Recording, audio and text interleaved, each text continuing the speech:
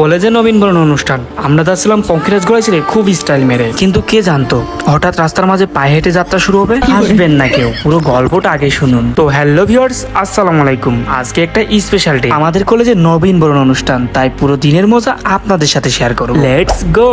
তো আজকে আমরা পঙ্কিরাজ গড়ানে রওনা দিলাম কলেজের উদ্দেশ্যে। আমি এবং আমার ফ্রেন্ডের মধ্যে দারুণ ভিব ছিল, কিন্তু হঠাৎ মাঝপথে একটা ঝামেলা। পঙ্কিরাজ ঘোড়াটার তেল শেষ, ভেবেছিলাম সব শেষ। তারপর কি হলো জানেন? তারপর আর কি, হাঁটতে হাঁটতে তেল পাম্পে গেলাম। ভাই রে ভাই, পঙ্কিরাজ ঘোড়া যে ঠেলা কতটা কষ্ট, যারা ঠেলেছে তারাই বুঝবে। তো তেল নিয়ে আবার শুরু আমাদের যাত্রা। অবশেষে কলেজে পৌঁছে দেখি কলেজে অন্যরকম পরিবেশ, চারিপাশে মানুষের ভিড়, সবাই সাজুগুজু করে এসেছে। পুরো কলেজটা যেন বড় কোনো উৎসবে মেতে উঠেছে। এমনিতেও উৎসবই তো বটে, এখানে নাচ গান হাসি আড্ডায় ভরে উঠেছিল অনুষ্ঠানটা। তবে আমার কাছে সব থেকে বেস্ট ছিল আমাদের স্যারের কণ্ঠের গানটা। স্যার যে এত সুন্দর গান গাইতে পারে, না শুনলে বুঝতেই পারতাম না। যাই হোক, এইভাবে দিনটা শেষ হলো অনেক সুন্দর স্মৃতির সাথে। আর আজকের ব্লগটাও এখানেই শেষ করছি।